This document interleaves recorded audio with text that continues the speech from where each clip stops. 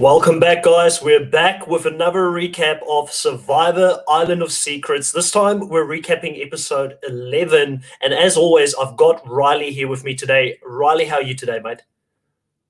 Very well, thanks, Chris. Great to be back. And a big episode ahead. Lots of strategy in this one and lots of stuff to dissect.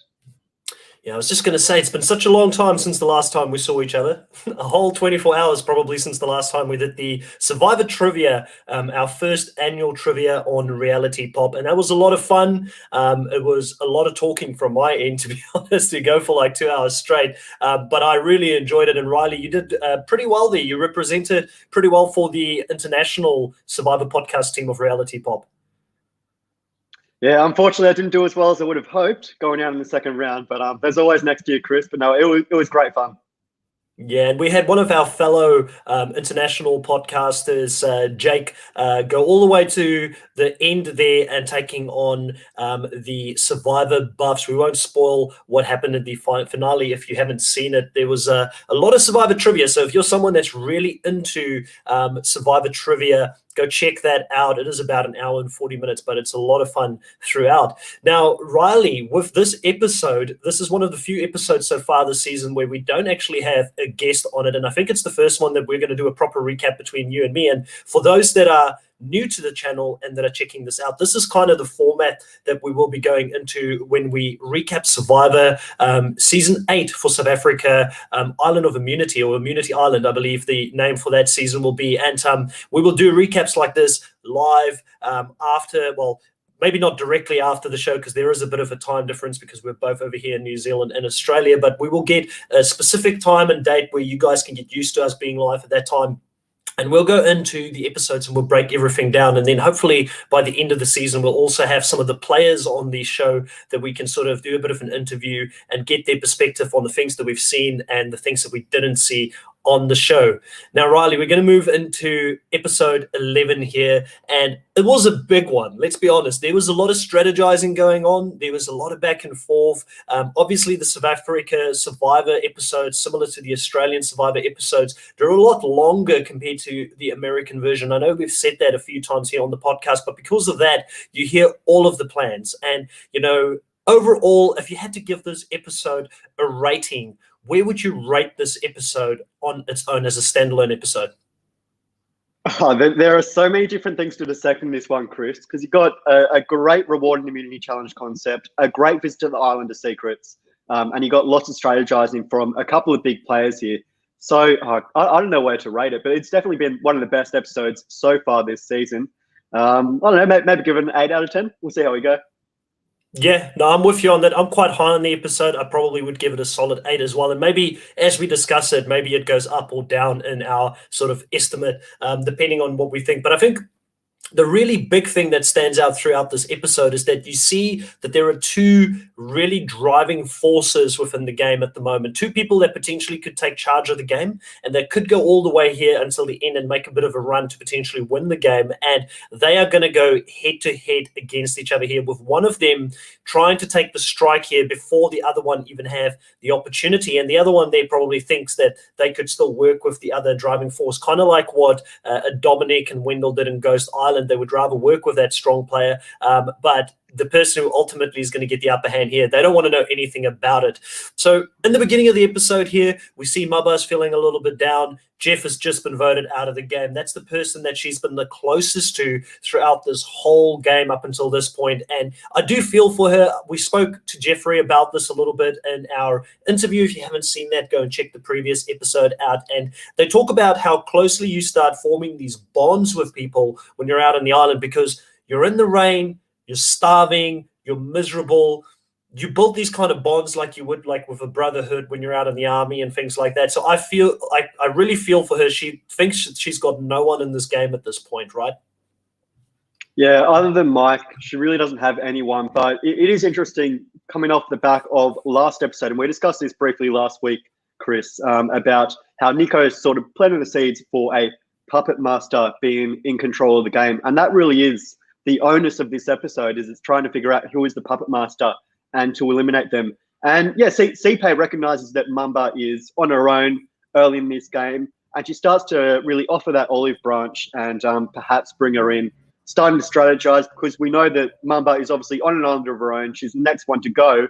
But with Nico putting this massive bomb into the game, it really starts to get people to think of where their place is, especially with this dominant 7 alliance. And how am I going to get to the end with this supposed puppet master around? And how can I eliminate them? And who is it? That's the big thing, is Rob and Cipe really, I think they think that each other is the puppet master here. And ultimately we'll find out who the puppet master is in the end of this episode. But yeah, it is really set up for a clash of the Titans at the moment between Cipe and Rob. Yeah, and the other big thing that stood out for me in that previous tribal council with Nico, Rob was quite adamant in his sort of, speech there, that he said that people who are focusing on the final 4 right now, they're too far ahead of the game. We need to think of the final 7 or the 7 strong at this point. Obviously, it was a bit of a cheeky comment because a lot of people don't know about the Spit Shaker 7, and he threw that out there knowing that the people who knew, they would know who they are. But the key thing here was him saying, let's not focus on that yet. And then straight after him saying that, you've got Cipe here feeling comfortable enough to go and have a conversation with Rob on the beach to say that, listen, it's you and me until the end, and we need to get rid of the girls here at some stage. So Rob is saying that from the start, when they were split into different tribes, he wanted Saula to be there until the final. And Cipe is going to be the first person here that is going to try and pull a shot here and take some of these people out. And that makes him extremely cautious of Cipe. This is the thing that makes him think that Cipe is the puppet master that are pulling all the strings. And he correctly identifies, like you've mentioned there, that Maba is getting along really well with Cipe, and Cipe is thinking that she can build another number towards her side there. And this takes power away from potentially Rob. But one of the things that really stands out for me here, Riley, is that, you need to look at Rob here for anybody that's going to play this game in the future. And if Rob's ever out there again, sorry, Rob, I don't want to blow up your spot, mate. But, Rob is so calm in this circumstance. Like, he does not give anything away. He comes across like Doral. Like Doral is just agreeing with a lot of people most of the time. He kind of minimizes his threat level, his probably people thinking, like Cipe says, we've never gone up against each other, and he's agreeing with her a lot on these things. He's not telling her directly that he doesn't agree or that there's issues. He is going to go and talk to people later in the day individually to make them aware that Cipe is potentially coming for them. Yeah, and it really does speak to how good of a social player Rob is. He has alliances built with basically everyone, I'd say, except for Mamba at this point. He is very well connected with everyone, obviously the original Saula tribe, the Spit Shake 7, and also building that alliance with Doral and that level of trust there as well. So he really is across everything. And this is what we spoke with Jeffrey about last week, how Rob really has this power to look at you in the eyes and control what you're thinking. He really is the godfather at this point. And to be that big of a physical threat, that big of a social and strategic threat, but still not appear like the biggest chess piece on the board, it really is crazy just how well Rob is managing everyone here. I don't know what he's doing, but he's doing it almost perfectly at this point. It's an unbelievable Survivor game he's been playing so far.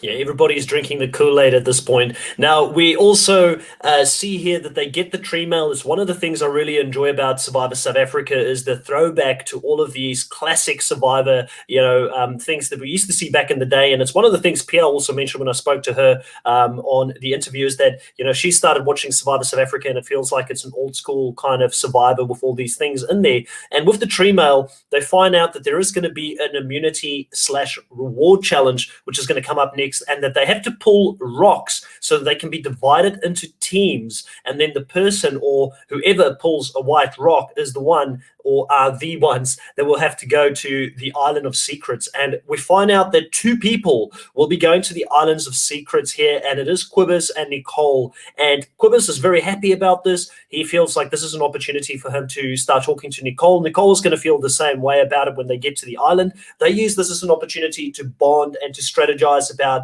where they could potentially move further along in this game. They also find out when they get to the island that there is going to be an immunity up for grabs, and they're going to have to do a puzzle to see who's going to win the immunity. So Quibbers wins this. Nicole doesn't care. She says, like, listen, even if he wins this one, it doesn't matter. I'd rather win one that actually matters and when my position in the game is in danger. But one of the things I think that we do need to give Nicole credit for here, because there's been a lot of credit that has been going, Rob's way. Rightfully, he's playing a really good game. CPay has been playing a pretty decent game up until this point. There's been a few other people, but Nicole here, she's starting to create what I like to call parachutes. She's creating a parachute here with Quibbers, where she's saying Quibbers is one of the most well-connected people at the moment in the game. He's also riding that middle ground between what they've got with the 7, and she thinks that if Sahula loses people here, that she's going to need someone that can ingratiate her with the other people that he's connected with. So she is creating this extra alliance here with Quibbers. The one thing, though, that I don't like, but again, it seems that's the way that the game has been played this season, is her telling him about the idol situation and who's got the idols and things like that. I just feel like I understand information as a currency, and this is how you get people. I don't know how you feel about it, but I feel like very rarely does it work, and specifically in Survivor US, does it work when you tell people about your idol or who's got idols in the game? It just gives people a leg up on you. Especially if you don't have that level of embedded trust that you built early on in the game. I understand with someone like Rob or Steffi when you've been with them from the start, or even if Nicole said to someone like Jeffrey or Jarrell, who she was with pre-merge, to build that level of trust. But Corba, she doesn't really have that connection at all with. So it does seem strange, but I really like this twist, how they sent 2 people to the Island Secrets and had them battle it out for immunity. One, it obviously, keeps one of them safe at least. And it does add another layer, which we'll discuss later in regards to who wins the other immunity challenge, in terms of taking a lot of targets off the board. So now you have to shift your focus to someone else. And also it gives Nicole and Corbus that opportunity to then build that relationship. But Chris, I want to know what are your thoughts on the Island of Secrets twist so far, and the different immunity idols and advantages and twists like this one with the immunity challenge that have been offered so far. How do you like it as sort of a game mechanic? So far, I really enjoy it. I feel like a lot of the times, I know I sound like a hypocrite, because whenever we talk about the US, I'm always like, we're great, getting too many advantages in the game. But I do feel like the Island of Secrets is done in a way where the powers that people are given, normally it doesn't last for more than a round or 2. It's not an overbearing power that you can hold on to until like the final 5, so we get an advantage at the end of the game. I always liked the twist back in the day, like, the first time it wasn't the first time, but it was one of the first times where they did the Exile Island twist and token chains, and where you had people like Taj and Stephen Fishback, and I forgot the names on the other side. The main guy that Tyson and Coach was against. What was his name again? The male guy. Brendan. Yeah, Brendan and Sierra. Brendan. Yeah, that Exile Alliance built in cross tribal alliances. That's one of the greatest twists in my opinion of all time. But I do like how the Island of Secrets is sort of shaping up, especially when you compare it to Ghost Island, which was very, as you mentioned, advantage heavy, and they gave you those opportunities to go deep into the game. It is powerful, but also not overbearing, I suppose, and it's not having a lasting impact on the game. And I do like how it's not necessarily advantages in the game up for grabs. It might be something like what Jeffrey got, a choice between a jar of sweets and dry firewood, or as Nicole and Corbus have had, bringing 2 people and having them battle out for immunity. So I like that it's not necessarily always about advantages, legacy advantages, extra votes, all that. And it's a little bit more balanced in terms of not just the advantage side of the game, but also maybe the physical side or the social side, strategic side. It does offer a lot of different mechanics there. But Chris, what we see though is going into the immunity challenge, a combined reward and immunity challenges. The remaining 9 members are split up into 3 teams of 3. And ultimately, there's going to be 3 immunity idols up for grabs, which, as I said before, it's taking a lot of chess pieces off the board and really exposing a lot more people and potentially shifting the target.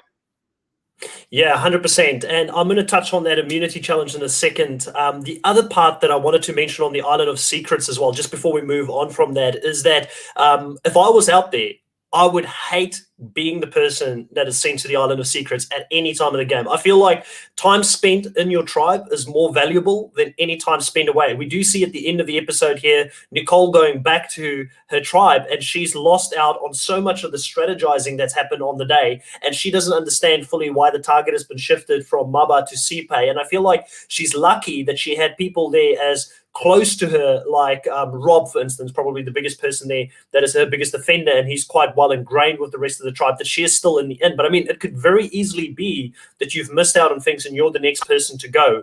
And I think that when you go there and you come back, people expect you to have something every single time. So if you go there and it's one of those times where you don't get anything, and you try and tell them you don't have anything, I don't feel like people are going to believe you. And one of the other things that I'm really interested in, before we go into this immunity as well, I want to put it out there. The next twist for Survivor South Africa is going to be called Immunity Island, And I mean, I feel like, do we feel like it's going to be another Island of Secrets, but with a different name so that they can kind of use it? Or will it actually mean every single time you go to that island, you're going to have immunity and you're not going to be going to trouble? Like, I'm just racking my brain around that, because I think the producers love the twist and they're like, we're bringing it back, but how different will it be? Or is it just the name that's going to be different?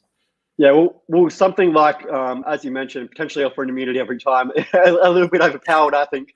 But that was actually one of my favorite twists so far this season. It could be one that immunity. Was one of my favorites. That was one of my favorite twists this season, though, was when Tanya went to the Island of Secrets, and she was the next to go in her tribe, and then ultimately got the chance to sit out that tribal council. I think it will just be a rehashed Island of Secrets, but I mean, yeah, we just got just over a month now until that returns, so really excited for that one. But yeah, we'll just have to wait and see. Yeah, okay, well, let's move into the immunity challenge. Like you said, there's 3 tribes there of 3 that's going to go up against each other head-to-head, and the tribe here that is going to absolutely dominate throughout it is going to be Jark, Dante, and Mike's tribe. And I looked at Dante flying through this thing, and I was thinking to myself, if there's ever like a South African ninja warrior type of competition, he should bloody go and do it, because he's been impressive this whole season. Now, there's a lot of flaws to Dante's game. The reason I love Dante so much on this show is because he's a complex character. You can see promise and you can see weakness in the way that he plays the game. He's like an all or nothing kind of person. I think that, if you compare him to like someone that we didn't see that long ago in Survivor South Africa, he's got a lot of similarities to someone that has actually won the show. So I feel like in South Africa, he might actually be someone that could win the show if the chips fell a little bit differently for him. But clearly he just ran out of people that he could work with, and it didn't go his way in this season. But, a very dominant and impressive performance there. I felt like, he was really pushing on the people in his tribe, really getting behind Mike when Mike was doing it. I think Mike did a good job as well. He was just in there with Dante and Jark, who Jark himself also really proved himself to be really nimble and good on this course. And then at the end of the obstacle course, there's the puzzle that they have to complete. And this twists everything up, because now you've got 3 people that ends up winning immunity. And like you said, that's going to be 4 people now that is going to have immunity. So this really, I love the twist, because it messes up the plan for whatever dominant 7-person alliance is out there, because they might have had, I don't think people are talking 4 or 5 votes ahead. I think that if they are making plans for who they're going to vote for, it's normally this is the next person, that's the next person, maybe. I feel like it's maybe 2 votes ahead in most cases. And this is a twist that I would love to see more Survivor seasons take on. They can steal this twist from Survivor South Africa and Australian Survivor and in the US Survivor to mix things up, because I don't think Sipe goes home today if this twist didn't happen. Yeah, it reminds me a little bit of what Island of the Idols tried doing over in the US, how they split the emerged group up into 2 groups of 5 and ultimately had them battle out, and 2 separate tribal councils, a little bit similar in that sense. But yeah, I do like when it's randomly drawn teams and then they have to come together and that team gets immunity. It does add a much different outlook on the game when you have 11 players and 4 of them are immune. I mean, that's just insane. It almost speaks to what happened in Game Changers, unfortunately, where 5 people were immune in the final 6, and obviously one of the saddest moments in Survivor history. But it does really get people to change their outlook and what they're going to do strategically. And also, not only do Jark, Dante, and Mike win immunity, they also win reward. which then gives them a chance to go away from camp and potentially strategize and come up with a plan. And they, Dante, I think he is playing a great strategic game. It's just really not landing because he's not finding those alliances. He proposes a final five with Jacques and Mike, and we'll later see that he suggests that Mamba and Joao come into that. So he really does seem to be trying to scramble off the bottom. Obviously, he's in that bad position after losing Merrill and ultimately betraying Rob's trust in sort of going with Jeffrey and trying to keep Jeffrey in the game at this last tribal council. I think Dante's trying to move and make moves against people like Rob and Steffi, but ultimately no one's really landing at the moment, and they're not trusting him fully, which is unfortunate to see Dante trying so hard, but nothing's sticking to the wall at the moment. Yeah, I think that, Dante, for me, if he ever wanted to play the game again, I feel like he's someone that the producers would look at strongly from this season. He wasn't the person who dominated this game. He didn't win. But, I mean, with Dante, you're going to get good TV because he's a strong personality. He's not going to just fold into, I hope that he learns one thing from this game, though, and we'll talk about that a little bit later on when he tries to get this alliance together, because there's definitely something that he could have done a little bit different in his approach, which the Rao pointed out, and I'm sure we'll touch that on that a little bit later. And he's done this a few times up until this point, so it's no really big secret about the way that he approaches others when he tries to get people to work with him.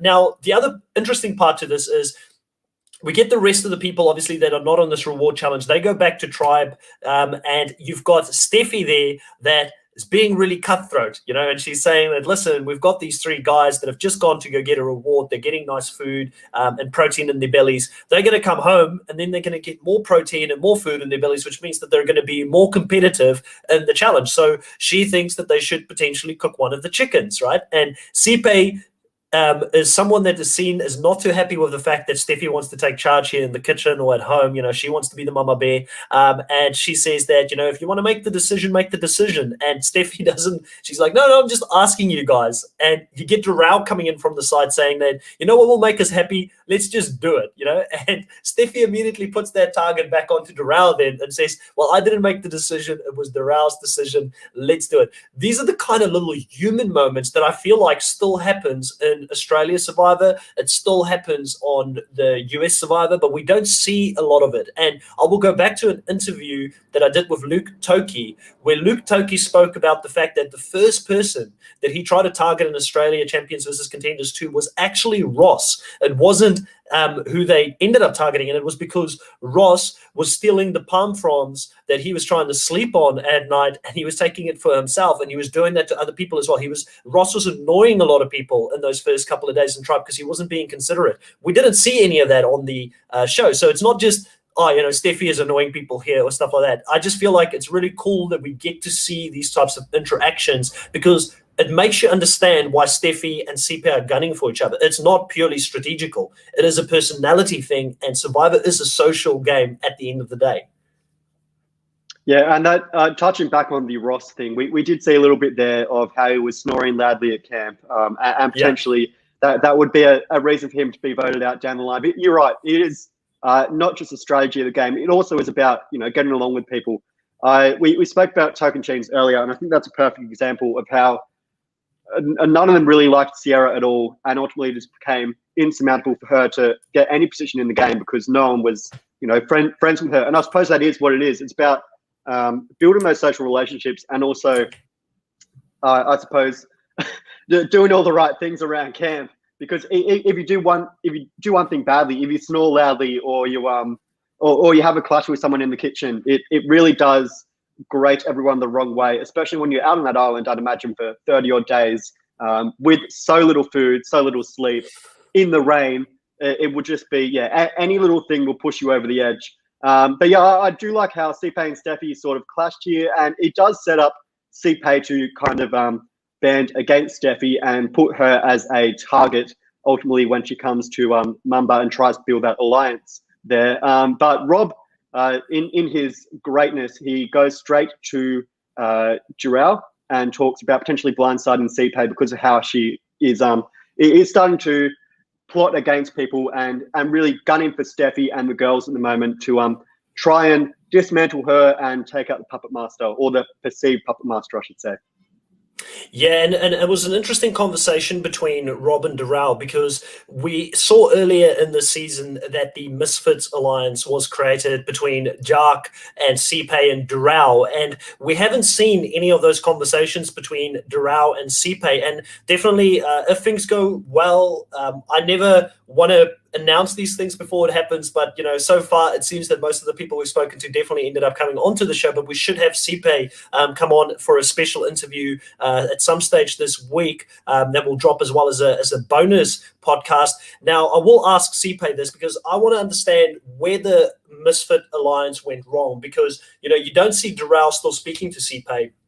You don't see Doral and Jark communicating in the same way like they did prior to the merge. So somewhere there, the lines of communication went missing. And I feel like if Sipe did more work with Doral, he could have been the eyes and ears for her that he is currently for Rob, and if he heard that Rob was thinking about her, he could have gone back to her and warned her that this was going to happen. And you see Rob, as he's talking to different people here today, he's proceeding with extreme caution because he understands that this is a very tricky vote to pull off, because similar to himself, Sipe has got great connections throughout this whole tribe, and he is afraid that the wrong people find out about it. Like, one of the people that he's trying to keep out of the whole vote at this stage is obviously going to be Jark, because he knows that Jark would probably use the idol on Sipe and that they're very close. It is quite interesting that this is the thing about this game. Again, Rob knows about Jark's idol. Everybody knows about everybody's idols in this game. I wouldn't be surprised if everybody knew about Rob's idol in this game.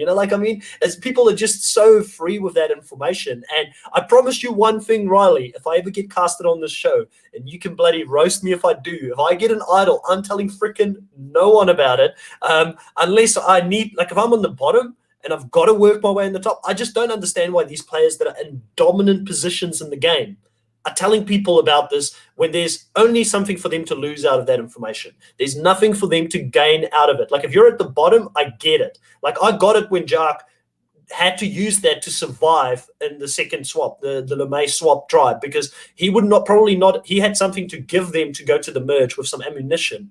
I don't understand it when you're telling people this when there's nothing to gain. And I know people are trying to build trust and they're like, but surely you should be good and savvy enough with your social game that you don't need to build trust based on an idol, unless you're in danger. Yeah. And we'll touch on that later on, where Sipe makes a major faux pas surrounding those idols. But yeah, Steffi is really starting to resist, I suppose. Jark, Rob, and Sipe, we see them come together and discuss Letitia potentially being an option to go home. Ultimately, we know that Rob is really starting to plant seeds about getting Sipe out of the game, and it's sort of building against her and building that false level of trust, which again we'll talk about later with that idol. But let's touch on Letitia as well. Let's touch on Letitia as well, because Letitia, very cleverly here, she does recognize that Sipe's got her spot in the tribe. She has that confessional where she says, you can see Sipe is getting annoyed with Steffi. Sipe at the moment wants to be the mother hen in the tribe, the person that takes care of everyone, that is in charge of the kitchen. And when she starts finding out about the fact that they're potentially targeting Sipe at this point, she is all on board with it, because she realizes that opens a spot for her in the game now to become the mother hen, the older person there that could be the person looking after camp.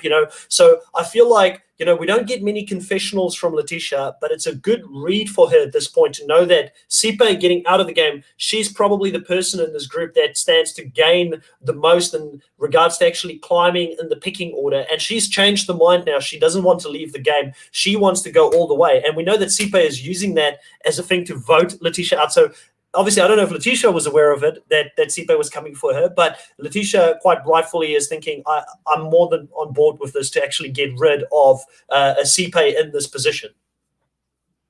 Yeah, and I find Letitia to be an interesting character at this point, because we know she's obviously not the big physical threat. And in the last episode, she basically pleaded to be voted out because of her poor performance. And I think a lot of that is due to her pride and really, wanting the tribe to succeed and ultimately liking them, and you said being that mother figure, I suppose. So it would be interesting, and as you said before, with Sipe, we're not 100% certain whether we'll get these people, but if we get Letitia on the show later, it'd be interested to see just how she approached the game and her strategic nous, I suppose.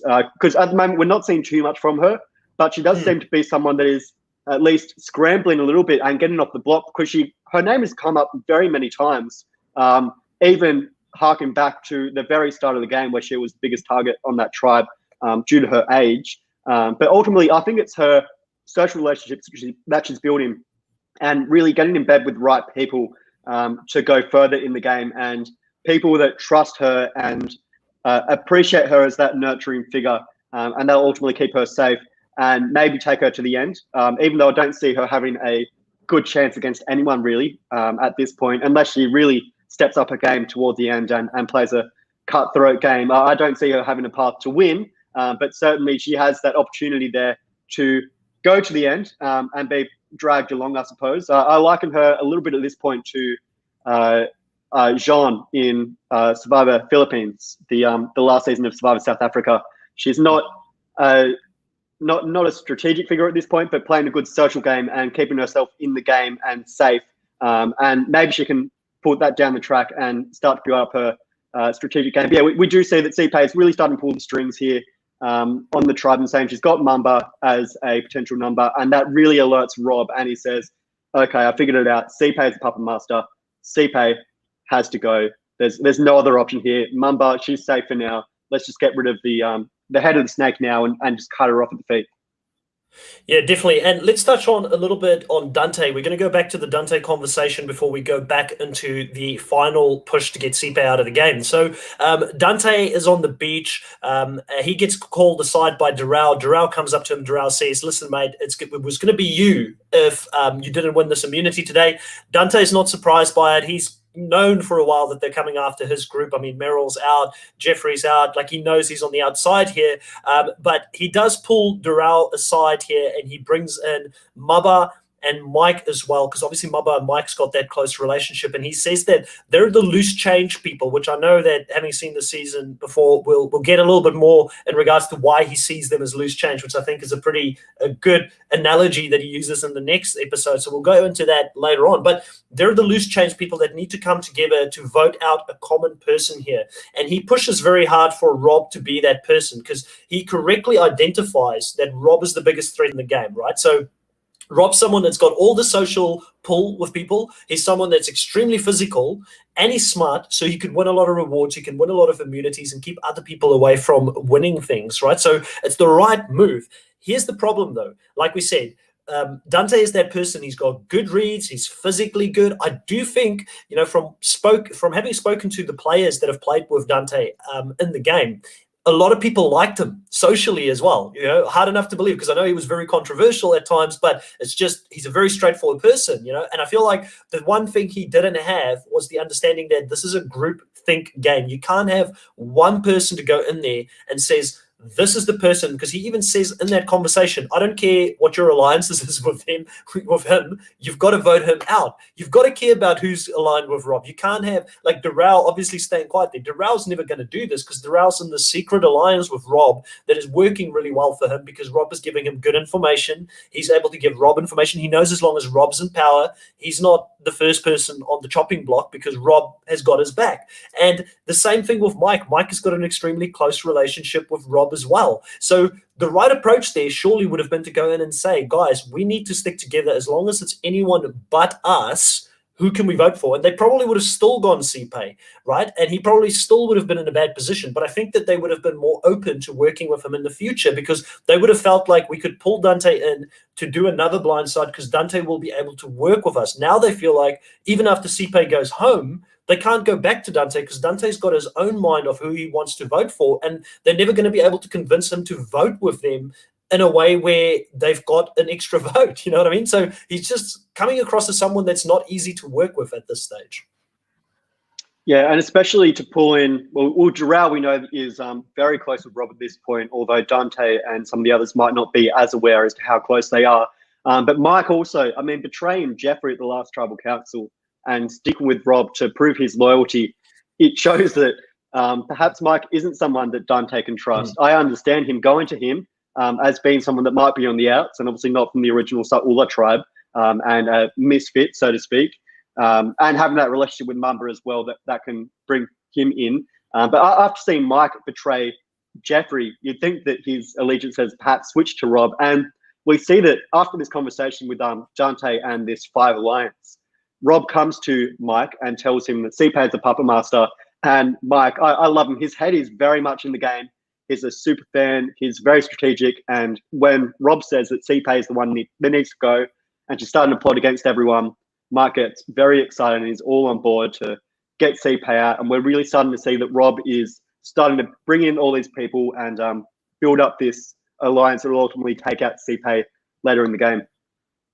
100%. Now, the other part here, you kind of started touching on this, is Steffi and Rob talking, and Rob finally letting Steffi know here on the beach that, listen, CPay is coming for you. And this confirms everything that Steffi has been feeling, because obviously there's been this animosity between them in camp. They don't agree a lot of the times. I mean, there's two scenes here in this episode where you see the first scene is obviously the one that we've already discussed with the chickens. The second one is her wanting to open a coconut and CPay saying that, don't open the coconut, you're cooking now. And you see Steffi opening the coconut in any case, which I just love to see, because Steffi is such a stubborn person. Like, she's going to do what she wants to do. And like, I love that about her in life. I don't know if it's the winning strategy in Survivor to be that, like, I mean, I know, listen, it's tough. It's easy to say this when we're sitting here on the couch, but like I said, in life, I love the fact you do you. Whatever makes you happy in life, you go do that. Don't let somebody tell you not to open the coconut. But you see these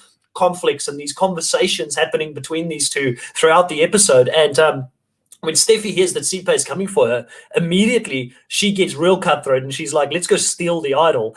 And Rob then has to tell her, you can't steal the idol. That's something we can't do, because it happened in one of the previous Survivor South Africa seasons, where I believe it was the captain's one that they had, the champions one that they had, where someone went and stole an idol from someone else, because it wasn't in the rules in Survivor South Africa that you couldn't do it, but they changed it from season 6 onwards so that you can't do that any longer moving forward. And with this whole thing, they come up with the plan here of tricking CPay and get into giving the extra half of that idol back to them so that they can go ahead and vote her out.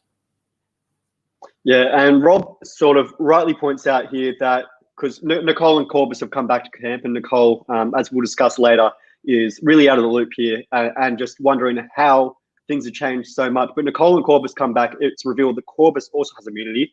So now we have 4 people with immunity. And Rob realizes that, gosh, what's going on here? It's forced us to find someone else and really shift the focus. Because, I mean, from 11 to 4, we've also we know Jark has an idol, CPay has an idol, which we'll talk about very soon as to what happens with that one.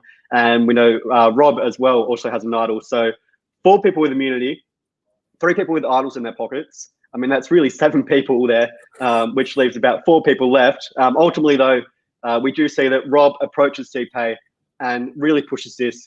We're still Saul is strong. We're still the amigos. We've got the original Saul the idol.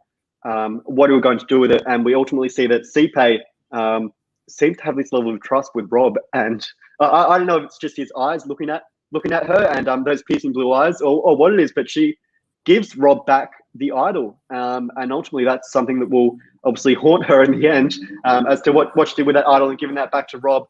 It speaks, though, to just how strong a social game. We come back to this time and time again, how strong Rob's relationships are with everyone on the beach.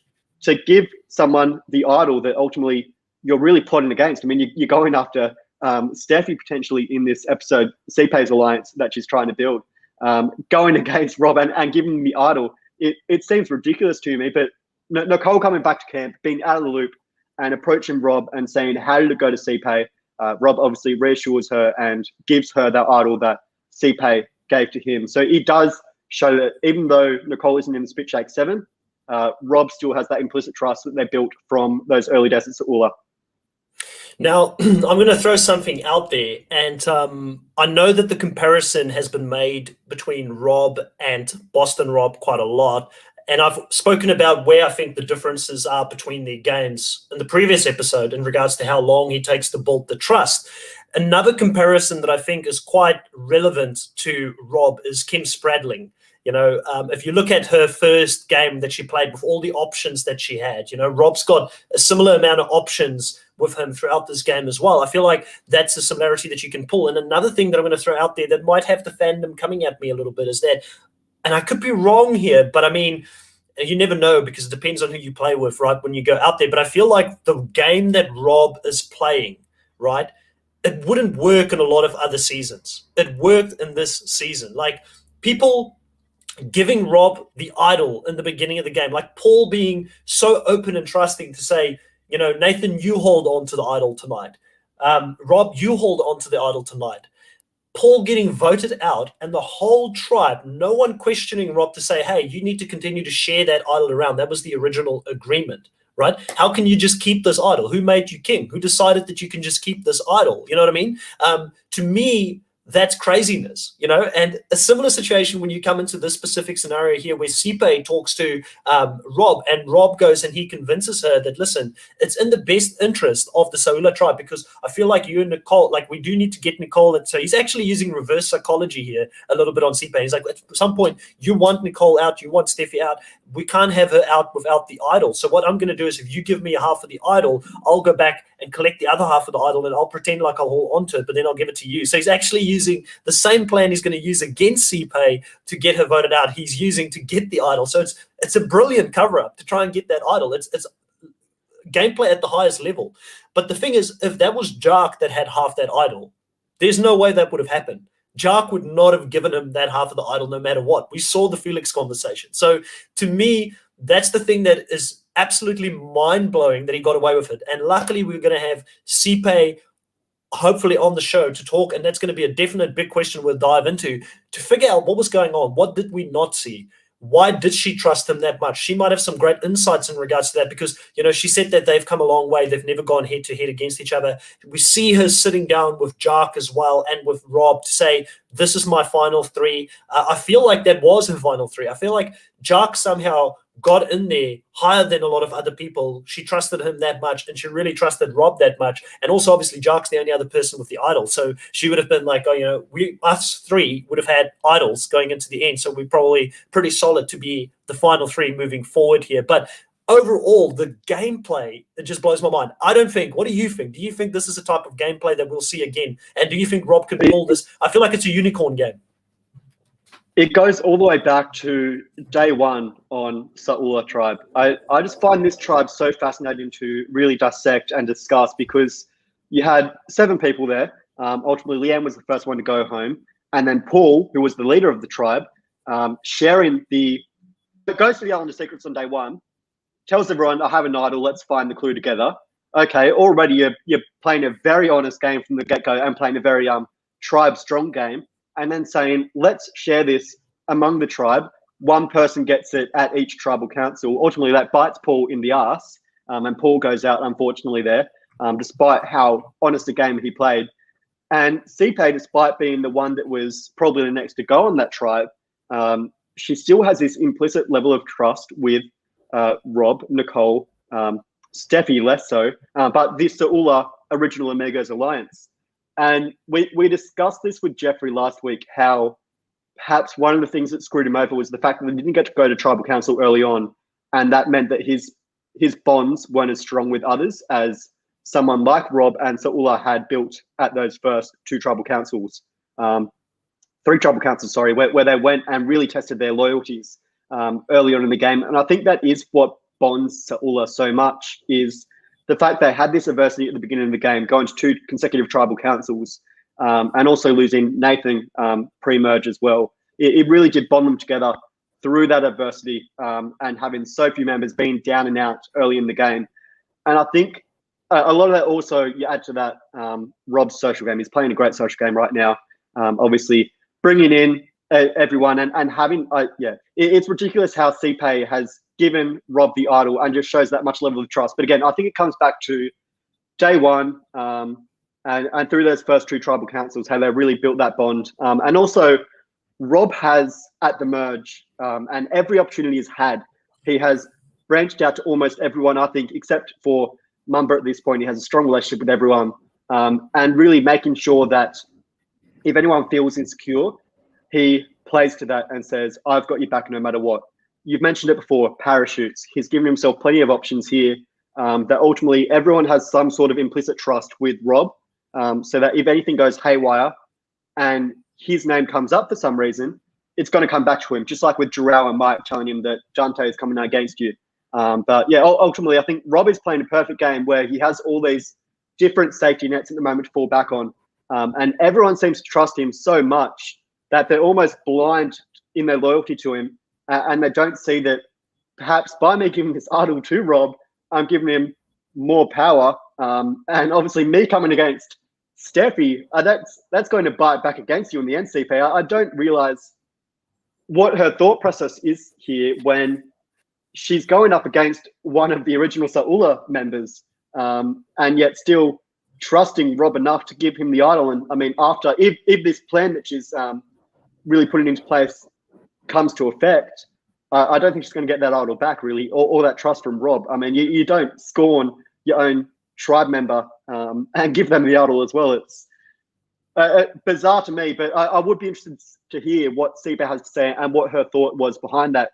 But I think ultimately it does speak to just how close they were early in the game there on the original Saula and that bond that was built over the first couple of tribals.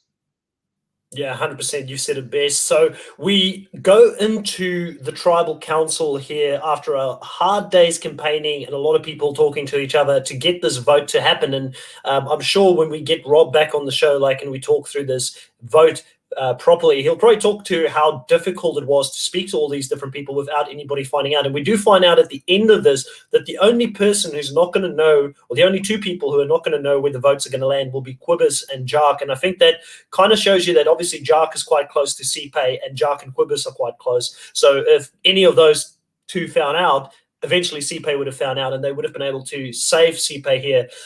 Rob says at the tribal council that the majority of the votes were placed in a certain way in that previous tribal. So it shows that there is this group that are working together towards a common goal. He's trying to keep Sipe calm in this regard. Sipe also says, yes, that everything is made as a group decision here going into this vote. And that is one of Rob's superpowers, is to get everybody to believe in a bigger cause. It's this one tribe mentality. We're all working together. Don't be selfish to be the one person that's going to go and do something outside of this, which obviously favors him because he's at the top of the hierarchy when it comes to it.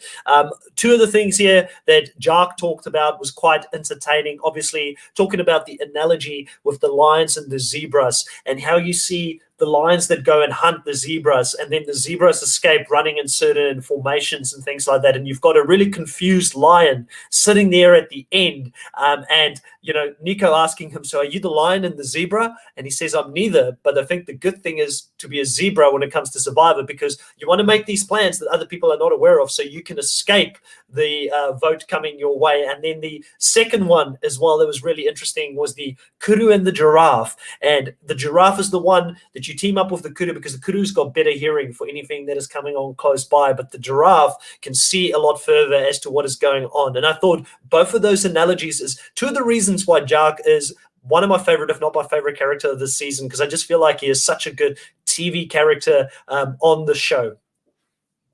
Yeah, and Dante and Jark actually rightly point out in discussing at Tribal Council how you really need to be paying attention at Tribal to how people are answering those questions and actually what questions Nico is asking. Because, I mean, really the onus of this episode came off the back of the last Tribal Council when Nico said, there is a puppet master in this game. You got to find out who's pulling the strings.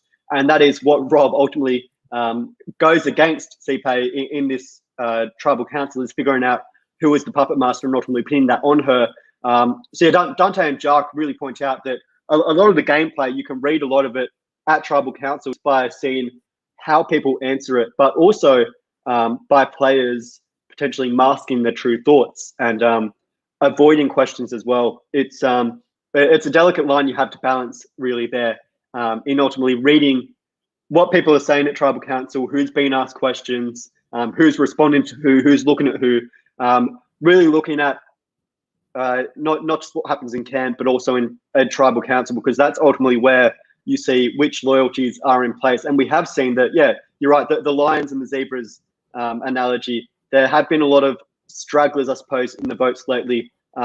The Jeffrey vote, I think it was 9 against 2 and 1. And again, this vote for CPay, it was 7-2-1-1, I think. So there are a lot of players that aren't as aware of what's going on, but ultimately a majority that know where the votes are going. So it's interesting to see that, there's a lot of people in the majority here, but also people who are in the minority. And although they're trying to build these bonds, as we mentioned with Dante going to Jarrell and Mike, ultimately at the end of the day, they're none the wiser for it, because they can't build these bonds and ultimately penetrate this spit shake 7 that's just dominating the game. And we see how that plays out in the votes in the end. Yes, and I also wanted to point out that it's really hard to really grasp what is being said in these tribal councils, because I do feel like this cast specifically is really good at not giving anything away. Like Nico is really working hard to get meaningful answers from them in these questions. And the one thing that he does notice is Steffi smirking a few times when he's asking certain questions of people as they're saying it. And he reminds me a lot more of Jeff in that sense. I do feel like, I don't like to compare different hosts, because I feel like JLP does a really good job in his own right for Australia, but I feel like this is one thing. Like JLP is more lighthearted. He's better with joking and having that banter between cast members and himself. But I feel like Nico is similar to Jeff, very socially aware of the subtle things that are happening in a tribal council, and he asks very pointed questions based on that. And he does say here to Steffi, I've noticed you having a little bit of a smile every time I ask the question around, where the vote is going to go. And Steffi says, no, she's just very happy tonight in regards to where that vote's going to go. And to me, that should be warning signs to CPay if she was aware that something was off between her and CPay. We do get a scene between her and CPay, Steffi and CPay sitting in the camp as well, or lying in the camp, where CPay asks her, is everything okay? And Steffi says that, yes, no, there's nothing wrong. And CPay says she's got her finger on the pulse. She can feel the temperature of what people are thinking. She talked herself up a lot in this episode as well in regards to how much she was running the game. And we know in Survivor, whenever you think that you're the person running the game, it could be your time to go home. And we find out here ultimately that CPay is going to get voted out. And the only people that did not know about this vote is going to be Quibbis and Jark. So that is going to be interesting going into the next episode to see how Jark and Quibbis deals with the fact that they were not in on the vote, and if it's going to have a massive effect, because one of the big fears that Rob had this episode is that if Jark's not in on the vote, that Jark might turn on them, because Jark seems to be a player that can scramble and work his way from the bottom. So will he do that, or will he continue to be in there with the big anaconda that is slowly but surely strangling them to death with a slow strategy of just keeping people there and taking away all their allies and not leaving them with options? Because this episode really was the battle of parachutes, the battle of options. CPay could have gained another parachute in Maba, or, Rob could have looked at it, who's got the most parachutes in the game? Who can I take off? So I have got all her parachutes and my own. And he did that. And he did. I think that if CPay didn't go this game, I do feel like CPay towards the end would not have, I'll ask her the question, but I doubt she would have gone with Rob all the way to the end if she noticed that Rob could win the game.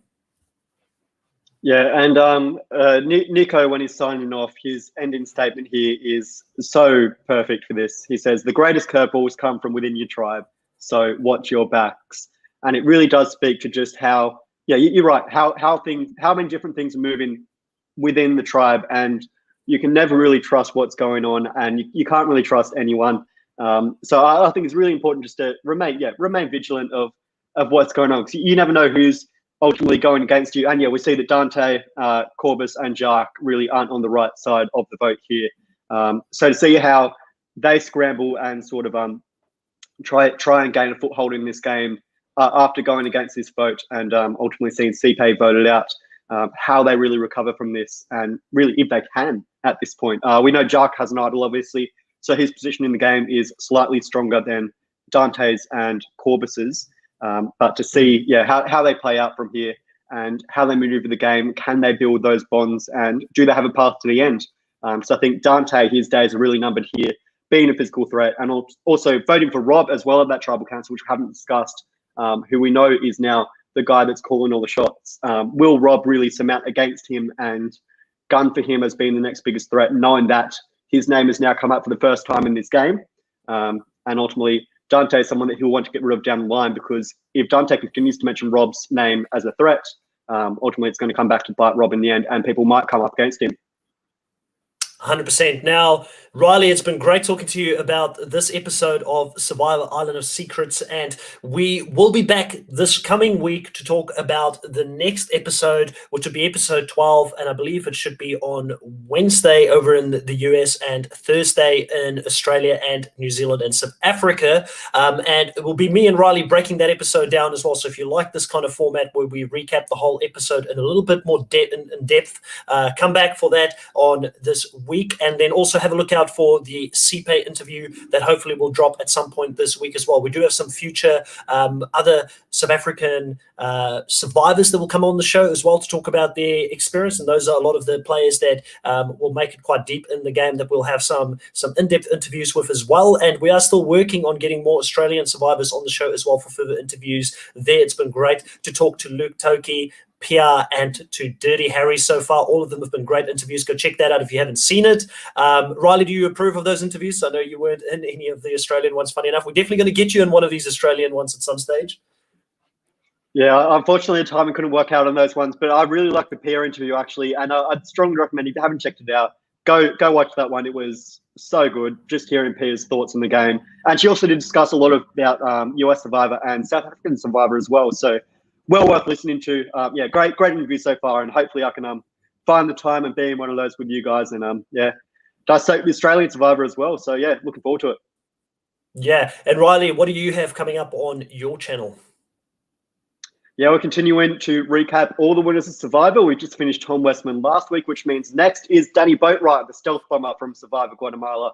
One of my favorite winners, very underrated in my mind. And also, we'll be going through this coming month and recapping 2 winners each week. So really working our way towards eventually Tony Vlachos winners at war, and hopefully we can get that done by the time season 41 airs, which is just around the corner.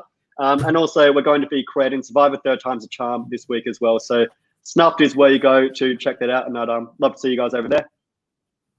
All right, guys, so if you like this content, please be sure to subscribe, leave a comment, let us know what you like, what you don't like. We want the community to be as involved as possible as we continue to grow this channel. We've just hit over 600 subscribers this weekend, which is an amazing accomplishment if you think about the fact that we've only been on air for about 2.5 months, and we're continuing to grow. So our next target is to hit 1,000 subscribers. If we get there, we are going to do another special event, hopefully with the Reality Pop crew. That is the plan. Riley's not fully aware of what that is yet, but we're floating some ideas around, and hopefully we'll have him on board to do that with us as well. Similar to with Riley's channel with Snuff, I think he's up to about 700 at the moment. If you get him to 1,000, we will do something on his channel as well. I'll jump on there and help him out with a special event there as well. So guys, please give us some of that love, support us. The more support we get, the better we can make these podcasts, the more we can put back into it, the better people we can get on it to come and do interviews with us. It gives us more credibility as well. As always, guys, it's been great talking to you, and we will see you next time. Bye.